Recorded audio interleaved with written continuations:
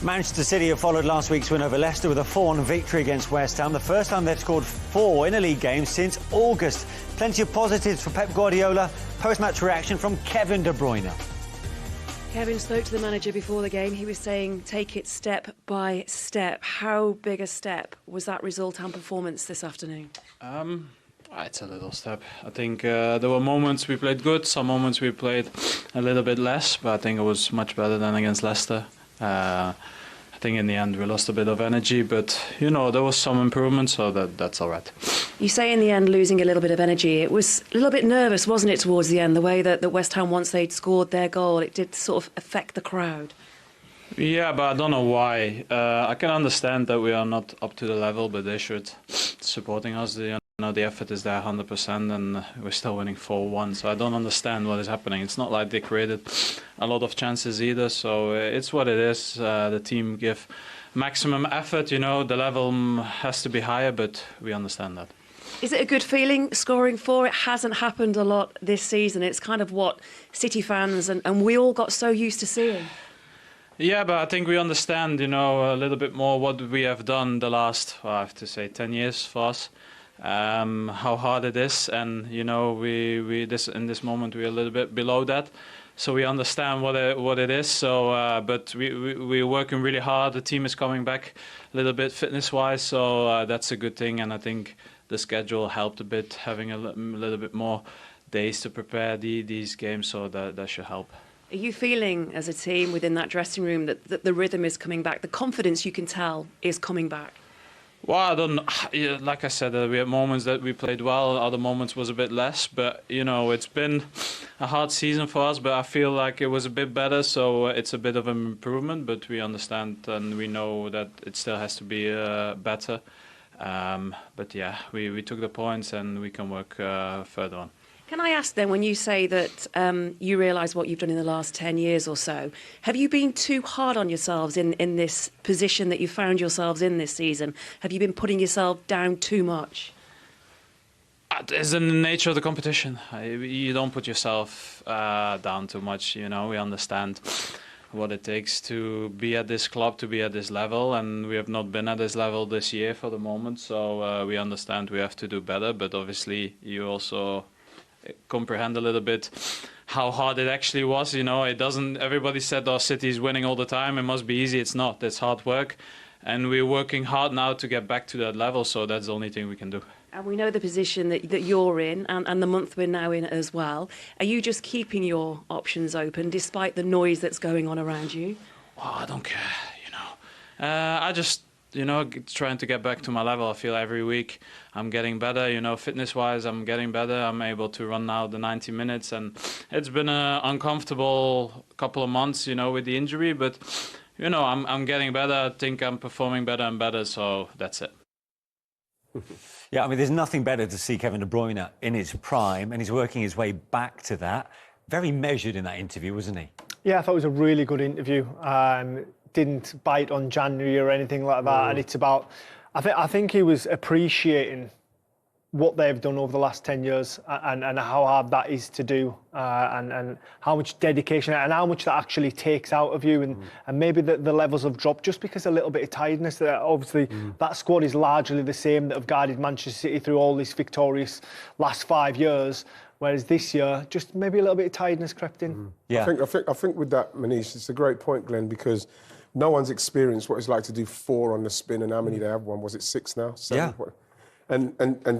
And the mentality and the physicality you have to keep that going is unbelievable. You could see it there. That's why he said he's a little bit disappointed at the fans. Why were they so upset that, you know, scored a goal? What do they expect? They're going through a phase, and I'm sure they'll get through it, but there's still a lot of work to be done at City in respect of what's going on. Absolutely. And they had to show some mental strength because West Ham did start strongly, and City had to weather that storm before they took the lead, with Savinho playing a big role here. Yeah, he done very well. You know, there's a lot of talk about him not long ago that he hadn't had a goal, he hasn't had an assist, but he seemed to have Soufal on toast there, and in the end, Soufal not close enough. You know, and then the shot, obviously the deflection helps him, but he's been very positive in this game. You know, he's been very positive. Yeah. Would you say this is one of his best outings in a City shirt? Without doubt. Yeah. Yeah, and I think ever from that point there, that little bit of luck that possibly needed to get started, I thought he grew in confidence and got better and better. I mean, the way he brings this ball down, gets round Kafal, I mean, he leaves him for dead here as he gets round him. And then this delivery is world class. And this is what Pep Guardiola would have wanted more of when he signed him. It's maybe just find his feet in the Premier League, takes some players longer than others. But this ball is absolutely wonderful, and it makes Erling Haaland's job very, very easy, doesn't it, Ian? I think what was good about that, Glenn, you made a good point, is that he didn't even look up. Once he went past Kafal, you could see that he's just put that into an area. Into the second half, and Haaland then got his second. Yeah, very much a trademark goal of his. Yeah, that's what he does. And to be honest, Savinho does very well. Beautiful finish. You know, I mean, didn't doubt him once he got into that position. But I think that the pass was perfect from Savinho. It's got Mahrez vibes about it, but that's nice. That's really nice what he's done there. I mean, the goalkeeper makes a bit of an error. He gets caught in no man's land, makes it a little bit easier for Haaland, but when he gets in there, you expect him to score, and he's back on track for the season. City got West Ham rattled at this point, and they got the fourth soon after the third. Phil Foden.